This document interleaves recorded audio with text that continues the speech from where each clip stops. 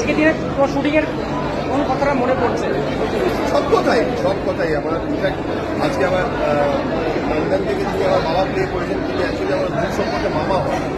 তিনিও আজকে এসছেন প্রিমিয়ারের জন্য লন্ডন থেকে এসে প্রিমিয়ার দেখতে। তো আমার লন্ডনে প্রচুর ঘটনাই আজকে ফ্ল্যাশব্যাক হিসেবে আসছে, কিন্তু এই মুহূর্তে ছবিটা আমার কাছে খুবই গুরুত্বপূর্ণ।